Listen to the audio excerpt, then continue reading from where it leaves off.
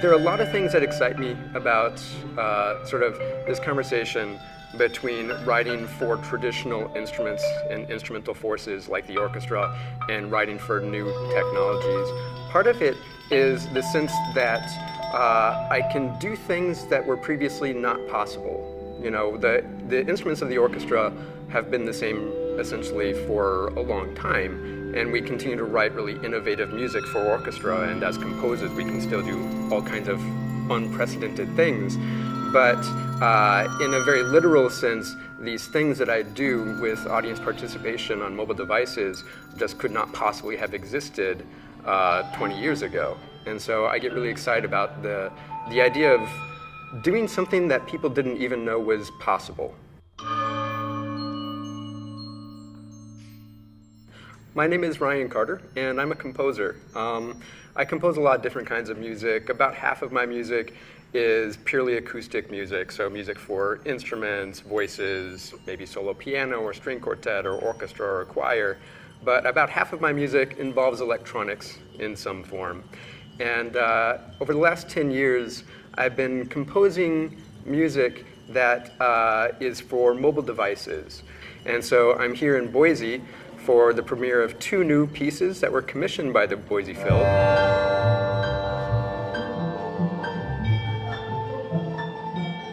I have certain quirks that are pretty well known to people who know me well. I'm completely nocturnal. Many people know that I typically go to bed around 4 or 5 in the morning, get up around noon, and that's just kind of part of who I am. I have a tendency to wear exactly the same thing every day. You might notice I have many gray hoodies and many identical pairs of black pants. I just kind of wear exactly the same thing every day. So, you know, I have some quirks, but I like to think I'm a fun, caring person. I feel like this is a dating video. I'm happily married. Doug, my wonderful husband, and I have been together for 21 years, so he's a big part of my life, yeah. Of these 2 pieces that the Boise Phil commissioned, the first is a piece called A Shared Space. Was kind of composed with the acoustics of Jump in mind. And this piece is a little bit different from some of the works that I have done previously with this technology, in that there are musicians, but they're going to be spread out throughout the venue. Now, the audience will be invited to participate on their phones, but they'll also be invited to wander throughout the venue.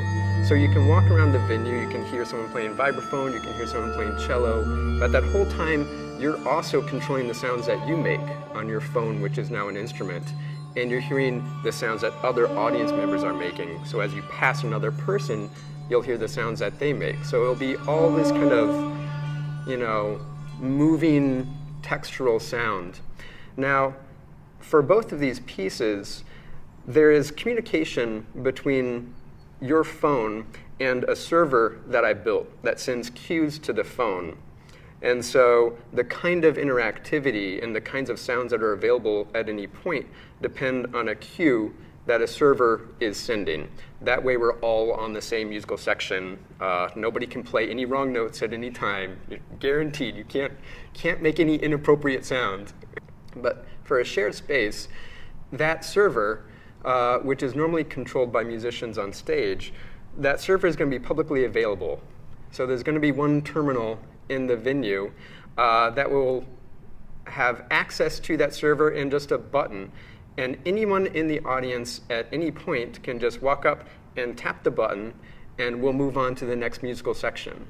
And so that aspect of a shared space is completely controlled by the audience.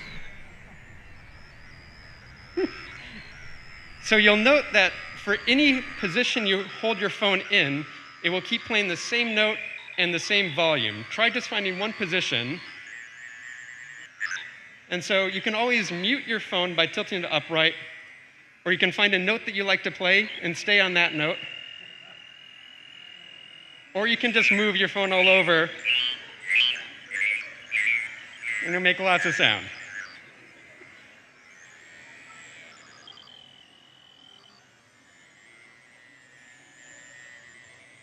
And people are generally pretty delighted. It's something that most people were not expecting. Sometimes people come to these concerts knowing, because I've told them, that there's going to be some kind of interactivity, but many people don't know.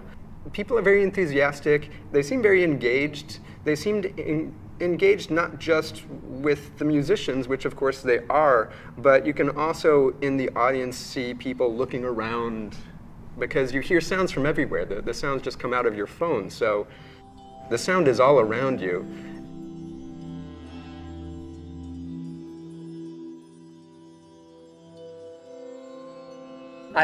I have a couple very early memories of making music or listening to music, both of which were around the same time at my parents' house in Wisconsin. We had a piano, we had some, sheet music. I wasn't in any kind of music lessons yet, but I was aware of this box with the buttons that make the sound. And I remember being 5 or 6 and having the notion of creating my own piece of music, which was very conceptual in retrospect. The composition was that I played the lowest note on the piano, and I played the highest note on the piano, and I played the second lowest note on the piano, and then the second highest note on the piano, back and forth. I was young enough that I had to run back and forth. My arms didn't actually make the full stretch of the keyboard. But I think that was the first kind of piece of music I conceived of. So the second piece is called Concerto Molto Grosso for Audience and Orchestra. So this piece, like the first piece, A Shared Space, involves audience participation with mobile devices. And it's, again, all web-based. So the audience will be invited to take out their phones and go to a website that I built. And that website will also communicate with a server that sends cues to the devices. But in the case of the second piece, Concerto Molto Grosso, it's actually quite a bit more conventional than A Shared Space, in that the piece is for orchestra and audience. The orchestral score, what the orchestra is playing, is traditionally notated, and it's just that there are moments in the score when a cue will be sent that then is received by all the phones in the audience, and they will all begin having access to the same kinds of sounds, either by shaking their phone to trigger sounds or by tilting their phones to sculpt sounds. There are sections when the audience will actually be silent, and that is triggered by the same kinds of cues. So a cue will go and it will silence everyone's phones, and we'll hear just orchestra. And then there'll be particular moments when all of a sudden the audience will join in with the orchestra. So in some ways it's a fairly traditional piece. The title is kind of a nod to a traditional form of music, with the obvious novel aspect of audience participating. And one thing that I want to do with this work is kind of reposition the phone, not as a tool of remote interaction, but more as a tool for immediate interaction within a communal experience. We go to concerts to have a shared experience, right? We can hear music anywhere. We can stay home and hear all the music in the world. That's not why we go to concerts. We go to concerts to be in a space with other people who are having this experience. And the idea of my interactive technology is to enhance the communal sense that we're all here. We're not using this to communicate with someone far away, though that has plenty of valid uses, but we're using it to make sound that other people in the audience can hear, and only other people in this audience, just us here right now.